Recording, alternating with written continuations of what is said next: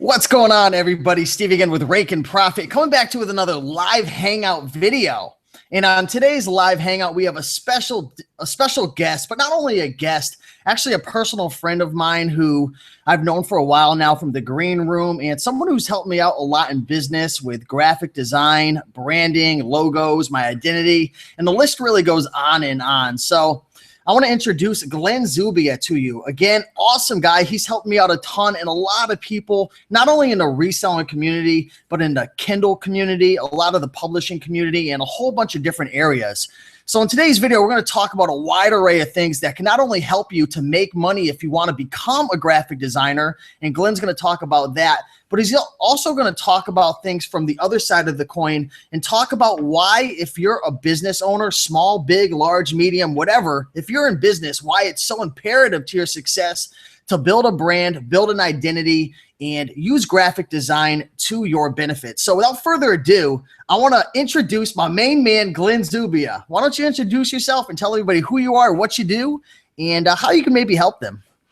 What's up, guys? So Glen from Hustler Hacks here. And maybe before we get started, maybe we should test out the mic, make sure you can hear us and everything. Make sure there's no feedback. Yeah, make sure we're good on there. But I am a graphic designer from El Paso, Texas. I graduated from the University of Texas at El Paso, and I received my degree, Bachelor of Arts degree in graphic design, and then my minor in communication. So is everything up in the volume? Because I can hear myself a little bit. Actually hear you, Steve, too. Like a little. Do you hear me? Do you have your secondary feed up in the background? Let me see. Yeah, if you've got your YouTube up in the background, make sure you put the volume down. That's one of the things that could definitely cause some of that. But we both got headphones on. Okay, yeah, good. So okay. You got to love Google. Yeah. All right, we're good to go. All right, so yeah, after I graduated from UTEP, got my degree and everything, I worked at the university, got a full-time job as a graphic designer, which is pretty much like your dream. You go to college, you want to get that full-time job, and I was working 40 hours a week doing that, and then eventually I moved up to a marketing coordinator. So I was then doing that, moving up. So after a while on the side, I started doing the hustling thing. I started doing the garage sales, Goodwill savers and everything. And so the eBay money and the Amazon money started to override the full-time job. So that's where I was. And then, I was slowly kind of moving up. But when you have your own business, you can do what you want. You have the time. You can achieve your own goals, the things you want to do, instead of having, maybe like higher ups telling you, when you can move up, when you get that raise. So I was able to make my own money. And then I was also doing, some freelance graphic design on the side. And then it really started to build up once I finally quit that job.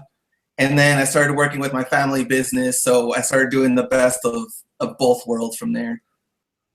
So it seems like you got a few different things that you got your hand in a few different cookie jars. You've got multiple streams of income. And I think that's super important for anybody who's looking to, not only be an entrepreneur, but looking to follow your passions and earn money from what you enjoy doing. So that's really cool right there. And that's definitely a lesson that we all need to take into consideration, is if you really want to follow what you're passionate about, as in Glen's example, he wanted to be a graphic designer. He slowly worked. Definitely huge right there. But I want to get into Glen. I want to talk about why is it important for somebody, maybe, this is probably going to go out to the business owners, regardless if you're small, medium, large, physical business, online business. Why is it important to brand? Because if you see any big business out there, they all brand. They're all into branding. McDonald's, any retail store, any real big legit business is always branding. Why are businesses so focused on branding? And why should we, even the small businesses, the online businesses, even an eBay business, why is it important to brand? What is a brand, and why should someone consider looking into it? To me, I think the brand is more kind of like the business, the service, and the product, and who's related to it too, which is you doing your business. And with branding, it's kind of funny, because if you look at Starbucks, how many commercials really do they have out when you think about it? And really, it's almost like the people are doing the branding for them because they're so hyped and they like their product so much. It's like the consumers almost build their brand for them, which is pretty crazy. I guess another example I would say is kind of like Beats by Dre headphones. Like everybody was wearing those. They probably still are wearing them, but I know there's like a lot of people that have been kind of talking about like what's actually like what it takes to actually make them. But they do so well on branding, commercials. They got Dr. Dre behind it that you're like, you know, who cares how much it costs to make this thing? I mean, me and you, Steve, and you know, that's only probably like, I mean, how much for the packaging and the headphones alone? Maybe like $5-10, maybe right. Charge like $250 for them. So, you know, but they got a nice brand behind it that it's like, you know, it doesn't even matter at that point. Dr. Dre wants it, I want it. It's pretty much like it builds itself at that point. So what you're saying is if you build up your brand and you're able to associate these good feelings and value to the brand, you could actually charge more money and you could be worth more theoretically by having that brand. I know the same thing goes with clothing as well. You look at some of these high-end brands, even like Ralph Lauren, but even some of these super high-end brands like Gucci and Prada and Louis Vuitton and Coach. I mean, do you see how much they're charging for these things? And if you were to take a look at the design, you know, the colors they use, the fabrics, I mean, yeah, they're a little bit better and there is a difference. You know, I'm sure they're using some rare fabrics and, you know, importing it from different places all over the world. But if you're really to compare, you know, a $10 or a $15 shirt from JCPenney to a $60 or even a $70 Ralph Lauren or Lacoste or whatever, there's not a huge difference, but it all comes down to the brand. People, they want to have that little pony logo, right? That's a brand right there, that little alligator. They want to have that logo there, and it's absolutely huge. So I think a good segue into branding is, so how exactly does somebody go into branding? Say maybe somebody is running an Amazon store or an eBay store. Let's relate to the people. Okay. And they want to think about how to build a brand. I mean, a lot of people don't think about that. They just rely on eBay or Amazon. How do you build a brand? And I guess what we can also kind of get into is like a private labeling, because private labeling, you're going to have to make your own logo. You're going to have to really build up your own brand, because what is going to make your product different from everybody else's, especially with private label, you know, maybe they haven't heard of you, they haven't heard of your brand. So you really want to come out with, you know, a sharp, bold logo. That's first off, your identity, what you, also, I guess you can also go into what your goals are, what you're trying to achieve too. I know you might be able to see some products out there that, you might not have any interest in it because not only have you never heard of it, but maybe you're not interested in the logo. Maybe you're not interested in what they're doing or what they're trying to do. But yeah, great point. As far as like the shirts go, Ralph Lauren and all those, I mean, they've built up a tremendous brand, and you'll have consumers just go strictly for the name or the logo. Like my girlfriend, for one, Michael Kors, like that's all the purses like she wants. She wants me to blow like $300. Oh yeah, get this purse, blah blah blah. So, and then I look on there, I was like, what's really special about this purse? What is this purse gonna do? It really looks like all the other ones to me, but to her, it's like a totally different deal. But yeah, they have like their little MK, gold thing hanging from the purse that a lot of like people go crazy for. And I don't know, it's just, I guess tips I would say for branding though is to make sure it's something that you're proud of in quality, as far as like the logo, your identity, and especially the product. I mean, if you're not even happy on the product, you're not going to go all out and try to get business and sales for it, because deep inside, if like this product's not going to help anybody, or it's cheaply made. And the same thing kind of goes with Kindle publishing. If the quality isn't there, you're not going to want to put it out, Steve. Same thing. What are your thoughts on like using specific colors and designs when it comes to like a logo? Are there certain colors that have been proven to relate better to customers, or certain designs? Or, sometimes I see logos, they're very, very busy. There's a lot going on. And then you see simple, just basic ones. What are your thoughts on that? And, how should people go about when working with a graphic designer in that case? I think some people do have like different color meanings with different logos, but really like what I was telling Dave when I was making Dave Kuzil's logo, I told him, you know, we need to make sure that your logo is simple, it's bold, and it could be used in any color and any size.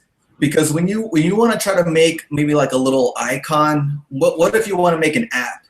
And your logo is so detailed and so many colors and gradients and stuff, you know, you're not even going to know what that app is. You're going to be like, you know, how'd that get there? And what is that?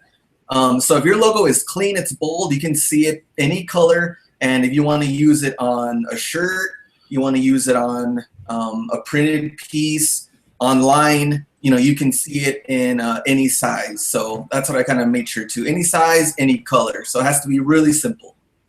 Yeah, that's a really good point right there. And I was curious, what are your thoughts on, you know, creating a logo that is very broad versus creating a logo that's very narrow-minded? Because you see some people, they'll create logos and, you know, taglines, and then they kind of box themselves into a specific area. So for example, let's just say you're running an eBay store and you create a logo, and then you have a tagline that says, you know, we have the best and, you know, most valuable clothing items at the cheapest price. I mean, you're really cornering yourself in there. Is there, do you like, what should somebody consider before getting, you know, branding themselves and creating an identity? I know you talked about goals, but what else should they really, you know, consider beforehand? I would say, like, if you're making like if you have an eBay store, and really think about the name of your store and your username and how they can relate to each other. If you have, I know some people have made their eBay store, you know, years ago, so you're not really probably in the thought process of what your store is going to be called. But it's good to have a creative store name that you can make a logo for, that you can sell a wide range of products. Because you said it yourself, you have some kind of like, you know, if your logo is some kind of like a shirt or clothes hanger or something, then you must really do really, really well on shirts. That you want to just focus on shirts. Yeah, but that's good if that's really your main you know, niche that you're going to go into. But if eventually you want to try to move out and do different things, then yeah, you might want to consider something just I guess out in the open. It's that anything can kind of relate to it. Exactly. I tell you right now, for my personal preference, when I go to a website or I'm shopping for something e-commerce wise, or maybe I'm even on someone's Facebook page or a YouTube page, regardless of what it is, when I see somebody with like a really crisp logo and it's well branded, one word comes to mind for me. It's authority, and it's really authenticity. It really shows something when you go that extra step further. You want to touch on that a little bit? It kind of shows also that, you know, you care about this business. So if I'm going to be purchasing a shirt from you, Steve, and I see you have that bold logo, and I could see, you know, you really did good on your banner, you're really pushing it, you have a good, you know, about you page or something that tells me about you, then I can tell that you care and you care about the customer. So if I have any problem with buying a shirt from you, you'll handle it.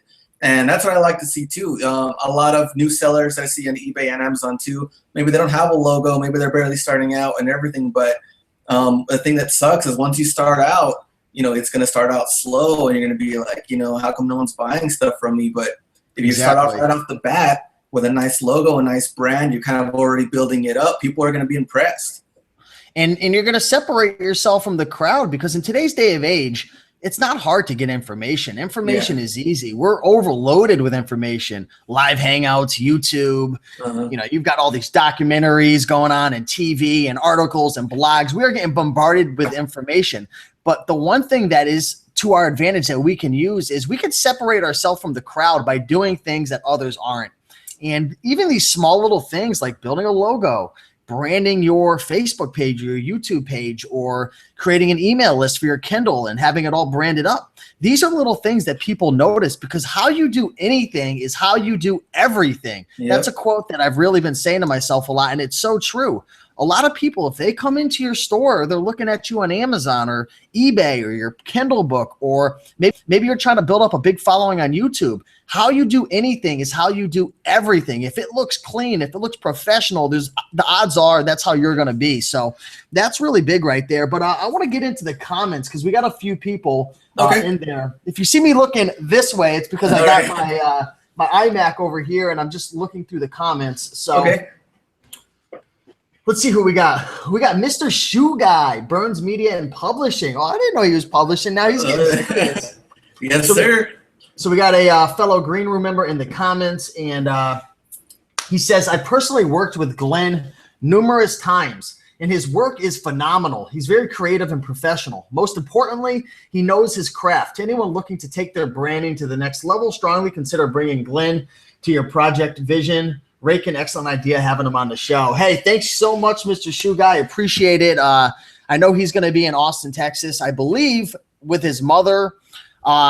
In July, we're having a meetup with all the Green Room members, Bonafide, Cody Hawk, CP, Yawn, Retro Aficionado. So we're having a big hangout. So I appreciate that. And yeah, big time. Thanks, Robert. I mean, Robert's got a lot of different things for me to. I was working on one of his logos earlier today, so Robert's keeping me busy, and he's a busy guy himself. You should see some of the new projects he's got going on. So it's pretty cool. Thanks, Robert. Exactly. And we didn't even have to pay him to say that. You got some love coming right out of the comment.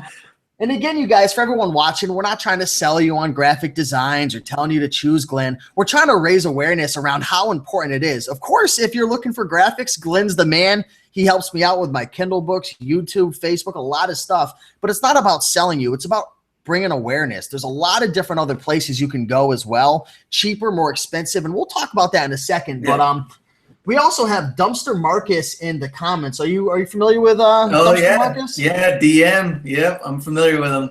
I know DM is I know he's a big fan. I believe he's a vegetarian. He's really big into juicing and doing a lot of the stuff that I'm interested in. So I know we've connected on that level as well. And he plays softball, so it's another thing we have in common. But DM says Glenn is awesome, all caps. So creative and helpful. Can't wait for this to start. So if anyone else has any comments, or you want to say hello, or you want to, ask a question, be sure. Also, one more comment came in from Louis the Seller. I know you know Louis. Yeah, Louis the Seller for sure. My main man from New York. What is Glenn more passionate about, graphic design or selling online? That is a tough question, because you know what? I'm gonna have to say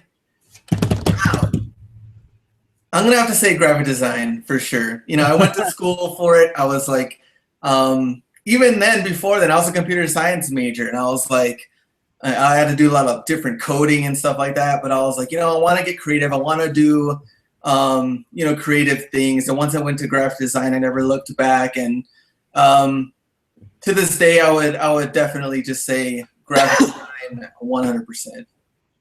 Thanks for the question, Louis. You almost had him stumbling on his words. I was stumped there. You're stumping me, Louis.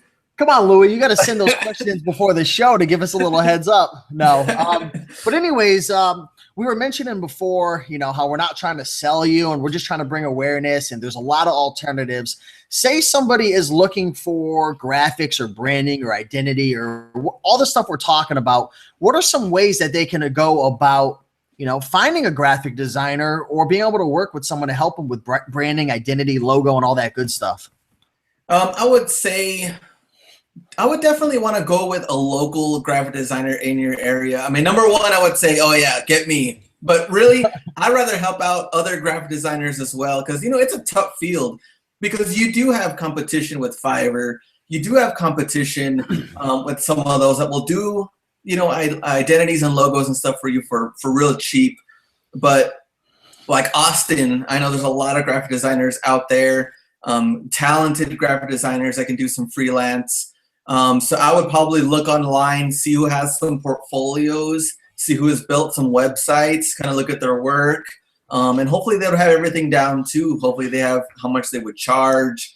You can get in contact with them. But I would definitely go with a local graphic designer first. Really, what about Fiverr? What about the bad and the ugly? The bad and the ugly. Let's talk about the different options. Fiverr, I mean, if you really want to get something done, you can do Fiverr on the cheap end. But the bad thing is that you will have more than likely a logo that's based off of a template. We were talking about that before the show. And I've had different clients ask me, hey, I got this logo on Fiverr. Can you fix it for me?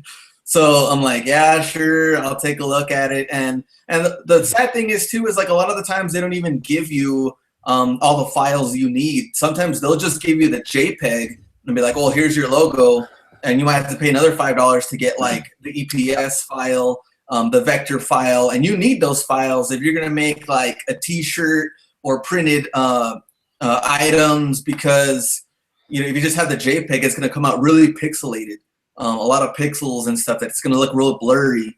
So I don't really push Fiverr a lot because of that. And I've known a lot of people too that are like, hey, you know, I really wanted an original design, and I got this, and it looks like this guy's, or it's the exact same thing as that logo. Yeah. I'm like, wow, like that you don't want that happening for sure.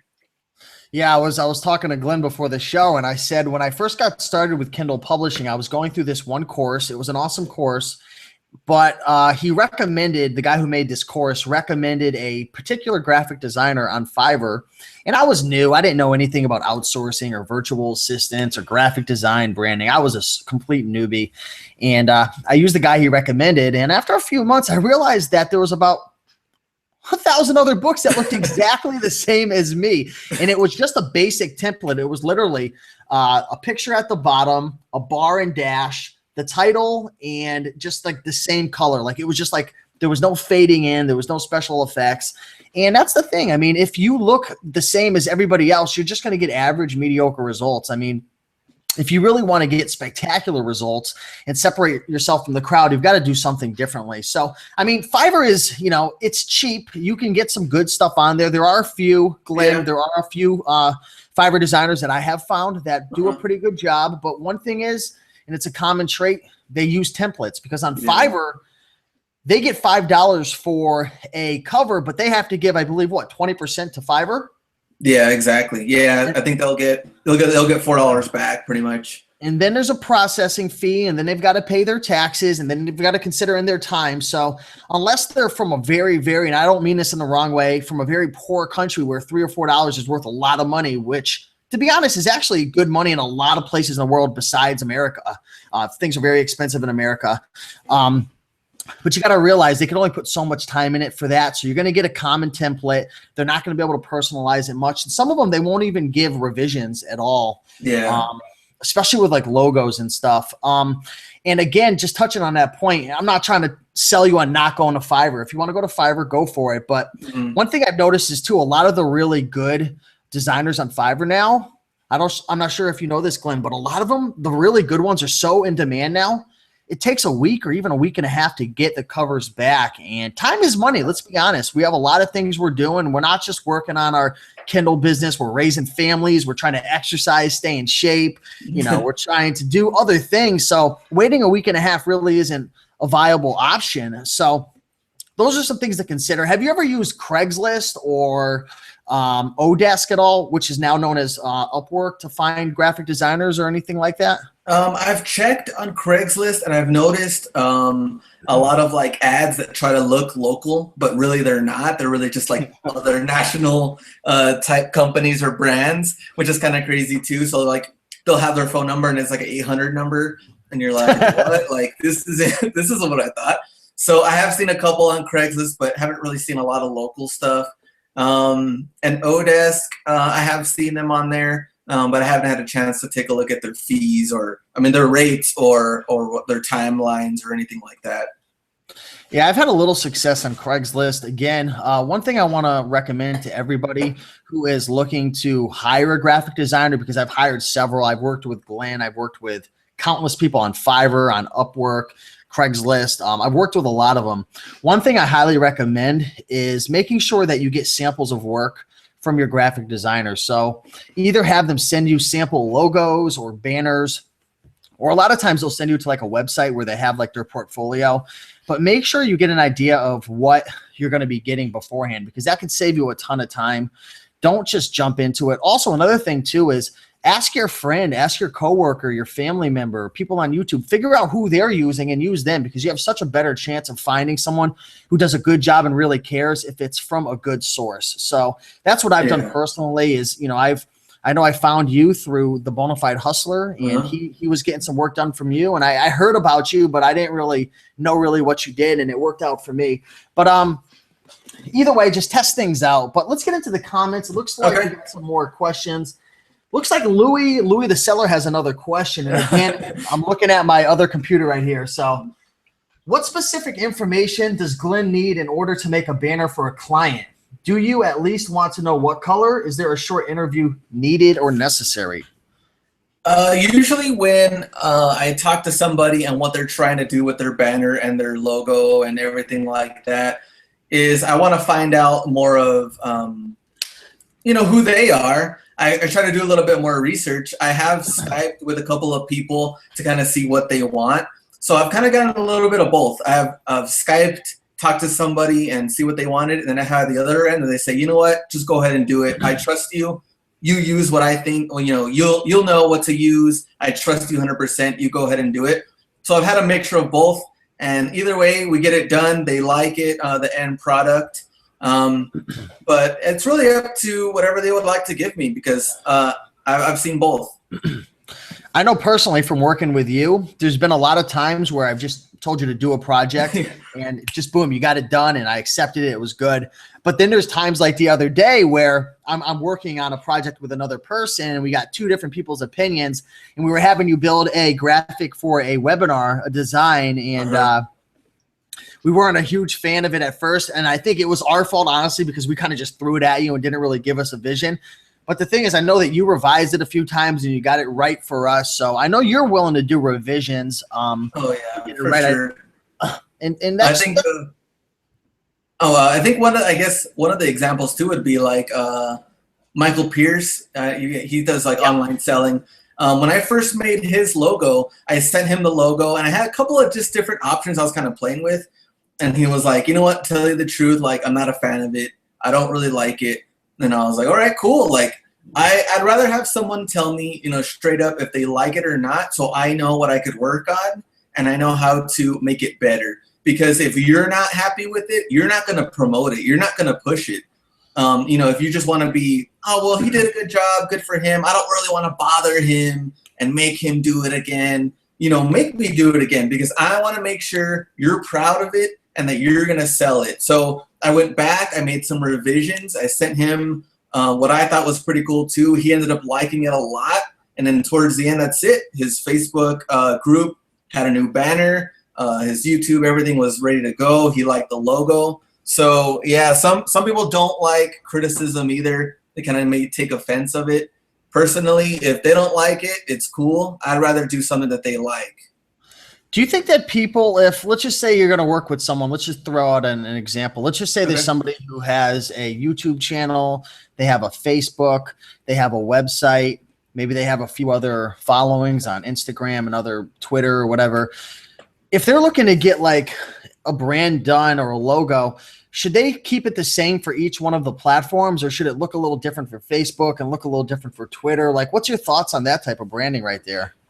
As far as like, you definitely want to use the same logo for everything. You want to make sure that same brand that they could relate to you on all platforms at all times.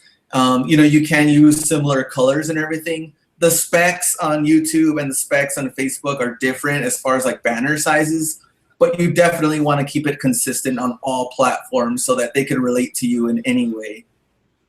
So before we jump into the second part of the show where we're going to kind of flip the coin around and talk about starting a graphic design business and how you can make money and build clientele, we're just going to have a short little segment on that. Last question I have for you, and I think this is going to help a lot of people out, and this is going to be like, on the fly. What's the most common mistake you notice that people make when it comes to building a brand, an identity, and just getting logos and stuff done? I know we've talked a lot about different things, and you could repeat it again if you notice something we already talked about. What's the biggest mistake people make and maybe something that could really save people a lot of time and money? I think the biggest mistake is definitely going with a template or something because in the end, you yourself, if you're going to be proud of it or not. And if you end up coming back to me saying, hey, can you fix this for me? You already lost time, you lost money, and now you want something either redone or something revised, and really getting it done the first time, a high quality logo and with someone you trust, is really going to save you in the long run. Yeah, it's a really good answer right there. I definitely agree. If you are proud of what you're doing, if what you're doing adds value, whether it's through your content or a physical product or a service you offer, if you're proud of it and you want other people to take you serious and look at you as a professional, then treat your brand professionally, right? Invest in yourself, because once you invest in your brand and your identity, you really don't have to spend a whole lot more in terms of money to keep building that up. I mean, obviously you're still going to need infographics and different random things here and there, but that brand is huge. So if you're in this for the long haul, if you're serious about it, whether it's working with Glenn or it's, posting an ad on Craigslist or going to Upwork and trying to find someone or just looking around locally, make sure that you invest in your brand. Don't go on the cheap. I mean, if you have to do it, then do it. I understand some people are tight on money and they're on a budget, and it's better than nothing. But definitely invest in your brand, because that's who you are, right? Especially with the internet and just the ability to be able to reach so many people. Your first, like when someone first sees you, it's their first reaction. Like that's huge. And if it's a good reaction, if you could really brand yourself well, it's gonna play out really nicely for you. So we're going to move on to the next segment. But if anyone has any questions, concerns, you want to talk to Glenn or ask him anything or any questions, feel free to leave a comment below. It looks like we just got a comment from Tim Skinner. And Tim says, hey, fellas, so use the same log, but the story name, YouTube channel, Facebook, and eBay store name should be different for feedback's sake. I'm not sure if I understand what that. I'm not exactly sure what Tim is asking. If you don't mind rephrasing that, Tim, I think what he's saying is, should you use the same graphic for your YouTube, your Facebook, and your eBay? Should they all look the same? We touched on that before, and you said yes. Yeah, you should have your similar brand throughout everything. As far as your business goes, on your side, let's say, for example, you, Steve, you had a channel talking about and showing you picking up different clothing, and you're straight up reselling the clothing.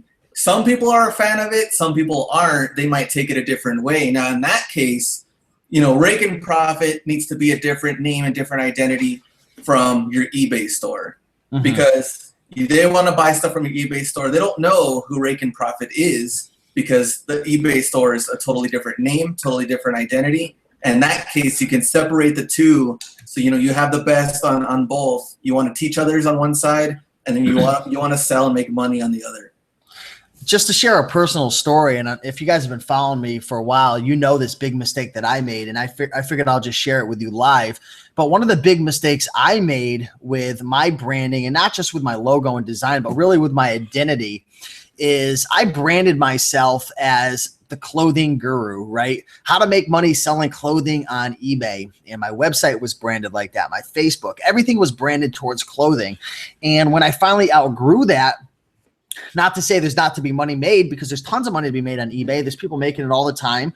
But when I outgrew that and started getting into passive income and Kindle publishing and product creation and a whole bunch of different things, when I started to move out of that identity, people didn't like that. And I caught hell for it.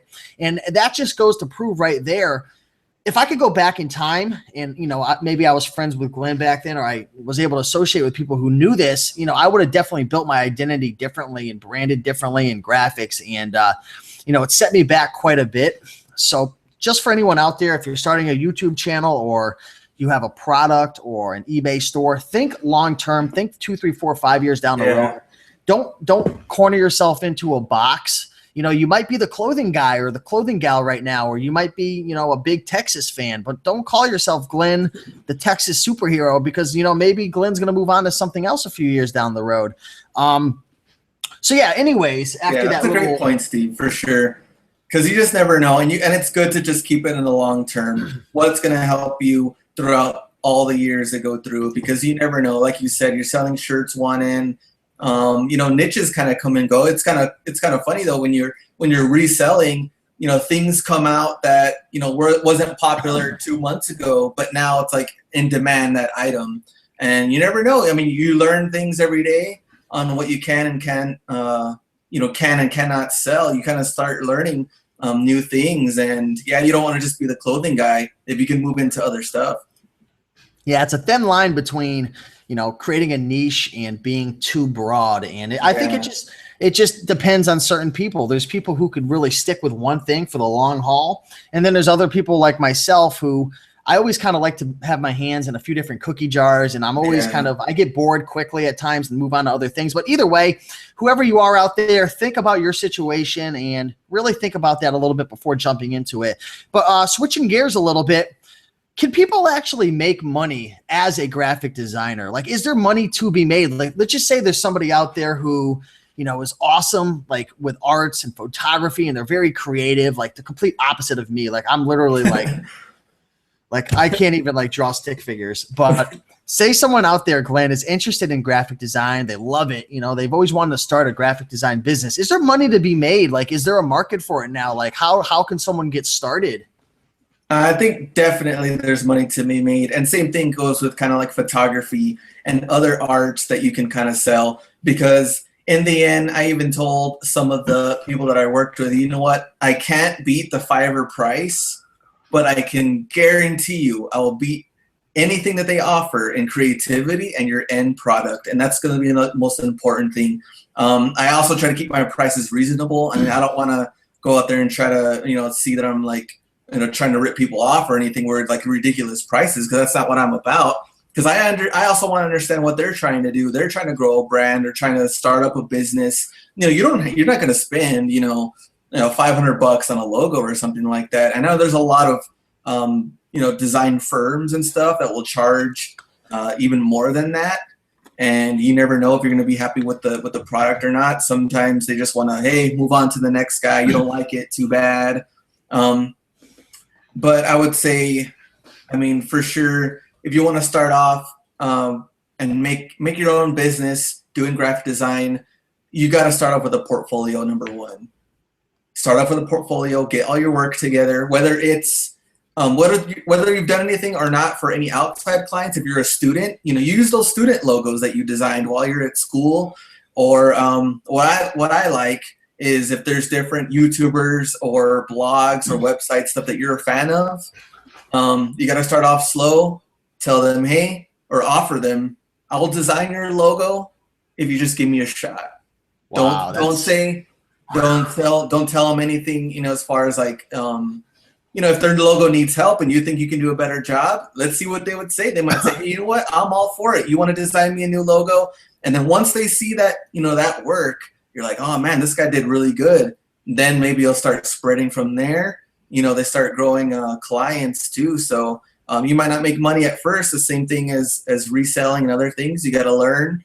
You got to start off slow. And I would say, yeah, maybe try to offer someone a free logo first, see what they do. That is one of the most powerful things I've ever heard right there.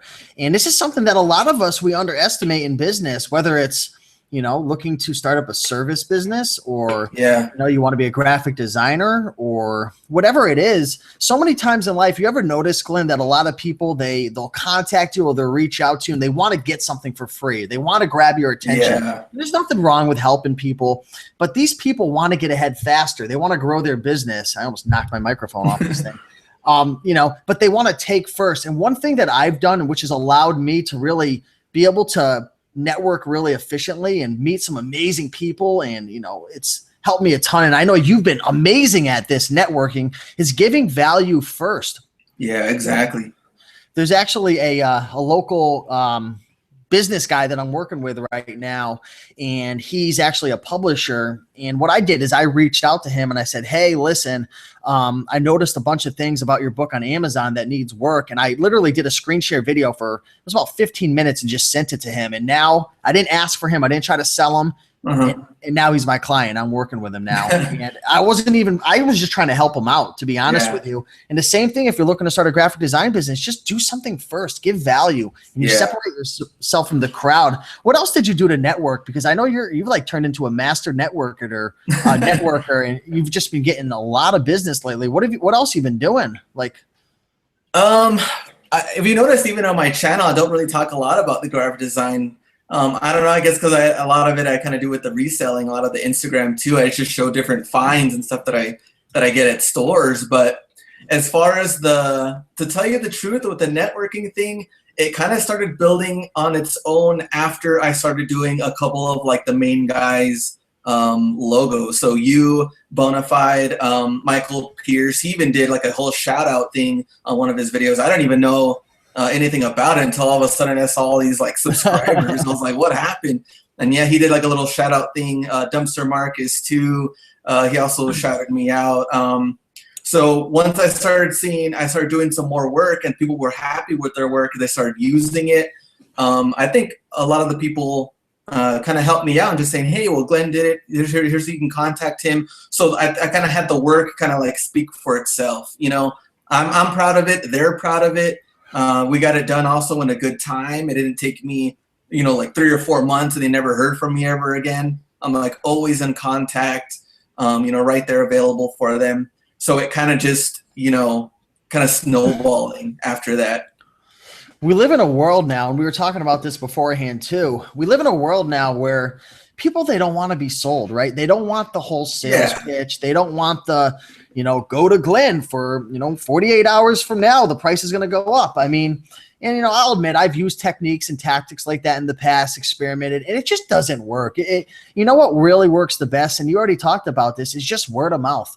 Going above and beyond, adding a ton of value, making a difference, giving first, reaching out to these game changers and these players in the game who can make a difference and do something for free to them, make a difference. This could be in anything, you guys. You can take this lesson not only for graphic design, but for any business you're in. Find the top dogs, the guys who are really making it happen, the guys and gals, and do something for free for them. Give back, offer to work for them for free. And if you do an amazing job, kind of like Glenn's done, and that's why he's just blown up like crazy within our community, word of mouth gets out, and, you know, Michael tells Steve, and Steve tells John, and John tells Kara. Next thing you know, so if you're looking to start a graphic design business, this is really what I'm getting, Glenn, is just do an amazing job, you know, network, give back, make a difference, and, you know, give it your all. Yeah, and build that portfolio up. Get your, you know, try to get a website up too if you can. Your resume, getting your name out there.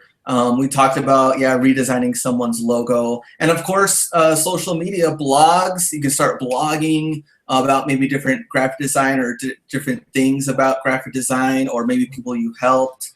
YouTube channel as well, getting out there. You can, you know, just, like you said, being helpful and giving high quality work. I think the very first person that really actually knew I was kind of doing graphic design is Chris. Because when I met him in Austin, you know, he was asking me like, well, what do you do or anything? Because I tell people the story all the time. It's just I was just a fan of his videos, and I was just like, hey, can I go on a ride along with you? Like, I don't even know if anyone would even like want that. Like, complete stranger just says, hey, can I go on a ride along with you? And he's like, okay, cool. So I just met him. I rode with him. I don't even know the guy. I've seen him through YouTube. That's about it. And we just started talking, and he asked me, you know, what I did or what I did in school and what my job was and all that. And as soon as I said graphic design, he asked me, you just see like these wheels like turning in his brain. God. Like I'm pretty sure I can use this guy.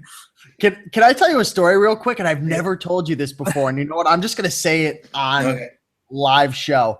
But I remember specifically, I had known of you at the time, and I knew you did graphic design, but I never really saw your work. I might have saw one, or I don't know if I even saw your work. But I remember one day, Chris, the Bonafide Hustler, we were all talking. We had a conference call, and we were talking about getting graphics done for the green room. And I remember him bringing you up, and I didn't know you much. And he's like, let's use this guy. He's a graphic designer. And I remember specifically saying, no, it's going to cost too much money. I've got somebody on Fiverr and this and that. And I'm so happy that we all decided to look into you more and I remember when I first saw your work, I was like, wow, okay. Hell with Fiverr. You know what I'm saying? But I remember specifically saying, I don't want to spend that much money. You know, I don't want to work with a graphic designer, because I had this big like thought that it was going to cost millions of dollars and it's going to be all complicated. But it really was the best decision for my business and for a lot of other people as well, using someone who's really professional and legit. And oh my gosh, if I continued to use those Fiverr people, I'll tell you right now, my business really would have suffered, especially for my Kindle publishing business. So I want to thank you so much, Glenn, for Hey, thanks, Steve, for having me on and everything. Yeah, you keep me busy. That's what I like to hear too. You keep me busy, a lot of stuff to do. And thanks to everybody else that I've done stuff for. I could even do little shout outs, like obviously talk about Chris, Daniel, mainly gaming. He was like a subscriber of you, Steve, and he contacted me through you. Resell Rabbit, we know him. Yeah. I did his logo, Biohazard Picker. Kevin, he's also with the Thrifting Lounge. He has like his own YouTube channel. I think he's starting his own like late night thing. I did a banner for him. Dave Koziel. Yeah, Dave Koziel. Trey, he's also in the green room. Come Up King, he has YouTube videos as well. Mark, green room. Michael Hill, green room. Aussie Hustler, I think. I don't know. He had a new channel. I made a banner for him. Dumpster Marcus, we heard of. Dude, stop making up names, man. Where are you reading this list from? I'm just kidding. Like, man, who else? Kayla, she was a subscriber from your channel too. I did a T-shirt design for her. I did her eBay banner. Talk about Dave, other guy Carlos from the green room. So quite a few people. It's been keeping me pretty busy. So I'm happy about that. My logo for RaikenProfit.com, my banner for my Facebook, a lot covers, of all my latest thumbnails we've been doing lately. So if you guys have any maybe concerns of his authenticity or if he's going to do a good job, rewind this video. Go find those people. They're all find them. Real people, and I'm sure they'll be happy to tell you, what kind of work he does and what kind of person he is. But again, we're not here to sell you. We're just here to raise awareness. And I'm sure Glenn would be willing to offer you and talk to you about where you could go elsewhere and help you to find other designers that are cheaper and different alternatives as well, because he's just a really good guy like that. So again, want to thank everybody for watching this live show. We learned a ton about graphic design, branding, identity, logos, starting a business, and really the list goes on and on. So thanks so much. Thanks, Glenn. You're the man. Keep up the good work. Thanks, guys, for having me. All right, guys. We'll see you in the next one. Take care. All right. Thanks.